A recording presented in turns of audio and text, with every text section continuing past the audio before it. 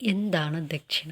ദക്ഷിണ എന്ന് പറയുന്നത് പണ്ട് കാലത്ത് വിവാഹം അല്ലെങ്കിൽ നമ്മുടെ ലൈഫിൽ എന്തെങ്കിലും ഒരു വഴിത്തിരിവുണ്ടാകുന്ന സമയത്ത് നമ്മൾ മനസ്സറിഞ്ഞ് കൊടുക്കുന്ന ഒരു രീതിയാണ് ദക്ഷിണ. അതായത് പണ്ടുള്ള മുതിർന്ന സ്ത്രീകളും പുരുഷന്മാരും മുറുക്കുന്ന സ്വഭാവം ഉള്ള ആളുകളാണ്. അതുകൊണ്ട് തന്നെ നമ്മൾ വെറ്റില, പാക്ക് മീൻസ് അടയ്ക്ക 1 രൂപയാണ് ദക്ഷിണ കൊടുക്കുന്നത്.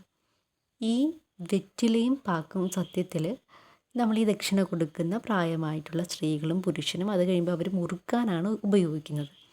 ആ ഒരു സിസ്റ്റമാണ് ഇപ്പോഴും ഫോളോ ചെയ്യുന്നത്.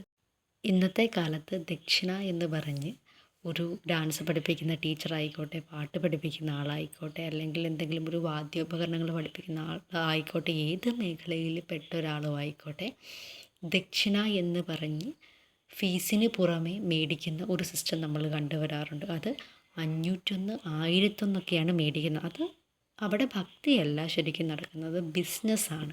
ഓക്കെ, അത് നമ്മൾ എപ്പോഴും മനസ്സിലാക്കിയിരിക്കണം. ഭക്തി വേറെ, ബിസിനസ് വേറെ. ഭക്തി എന്ന് പറയുമ്പോൾ നമ്മൾ അവിടെ 1 രൂപ കൊടുത്താൽ മതി. മറ്റൊരു ഉദാഹരണം എന്ന് പറയുന്നത് നമ്മുടെ ക്ഷേത്രങ്ങളിലൊക്കെ നമ്മൾ പോയി വഴിപാട് കഴിപ്പിക്കുന്ന ഒരു രീതിയുണ്ട്. 50 രൂപയുടെ ഒരു വഴിപാടാണ് നമ്മൾ കഴിപ്പിക്കുന്നതെങ്കിൽ 100 രൂപ ദക്ഷിണ കൊടുക്കുന്ന സിസ്റ്റമാണ്. ഇത് എങ്ങനെയാണ് ക്ഷേത്രങ്ങളിൽ വന്നത് എന്ന് പറഞ്ഞാൽ അതിനൊരു പിന്നിലൊരു സ്റ്റോറിയുണ്ട്. അതിങ്ങനെയാണ്. പണ്ട് കാലത്തൊക്കെ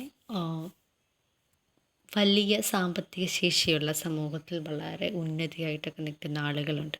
അപ്പോൾ അവർ ക്ഷേത്രങ്ങളിൽ പോകുമ്പം നമ്മൾ സാധാരണ ജനങ്ങൾക്ക് നൽകുന്ന ഒരു ട്രീറ്റ് ആയിരിക്കില്ല അവർക്ക് സ്പെഷ്യൽ പൂജകളാണ്, അവർക്ക് പ്രത്യേകം ചെയ്യുന്ന വഴിപാടുകളാണ്. ഇപ്പോഴും ചില ക്ഷേത്രങ്ങളിൽ നമ്മൾ ചെല്ലുമ്പോൾ VIP എന്ന് പറയുന്ന ആളുകൾക്കൊരു സ്പെഷ്യൽ കൺസിഡറേഷനാണ്.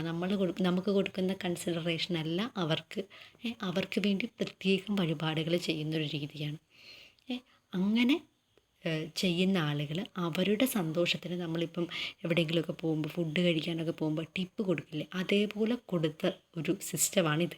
ഇത് കണ്ട് നിന്ന ആളുകൾ പിന്നീട് ഇവരുടെ വിചാരം നമ്മൾ ഈ പറയുന്ന പോലെ ക്ഷേത്രത്തിലൊരു വഴിപാട് കഴിപ്പിച്ച് ഒരു പുഷ്പാഞ്ജലി ആണെങ്കിൽ പോലും അത് നമ്മുടെ കയ്യിലേക്ക് കിട്ടുമ്പോൾ നമ്മൾ ദക്ഷിണ കൊടുക്കണം എന്നൊരു രീതിയിലേക്ക് വന്നു. അതെന്ന് വെച്ചാൽ ഇങ്ങനെ ആരെങ്കിലും എന്തെങ്കിലും ഒരു കാര്യം ചെയ്യുമ്പോൾ അത് ഇമിറ്റേറ്റ് ചെയ്ത് പോകുന്നതാണ്. ശരിക്കും പറഞ്ഞാൽ നമ്മൾ ക്ഷേത്രങ്ങളിലൊക്കെ പോയി പൂജ ചെയ്യുമ്പോൾ നമ്മൾ അവർക്ക് ദക്ഷിണ കൊടുക്കേണ്ട ആവശ്യമുണ്ടോ എന്ന് ചോദിച്ചാൽ, നമ്മളിപ്പം ഒരു 50 രൂപയുടെ ഒരു വഴിപാടാണ് കഴിപ്പിക്കുന്നതെങ്കിൽ നമ്മൾക്ക് കൊടുക്കേണ്ട ആവശ്യമില്ല. കാരണം എന്താണെന്ന് വെച്ചാൽ ഇത് അവിടെ ചെയ്യുന്ന ഇപ്പോൾ ശാന്തിമാരാണെങ്കിൽ അത് അവരുടെ തൊഴിലാണ്, അവരവിടെ ശമ്പളം മേടിച്ച് ചെയ്യുന്ന ഒരു തൊഴിലാണ്. അതിന് പുറമെ നമ്മൾ അവർക്ക് പൈസ കൊടുക്കേണ്ട ആവശ്യമില്ല. പക്ഷെ അവരൊരിക്കലും നിരസിക്കില്ല.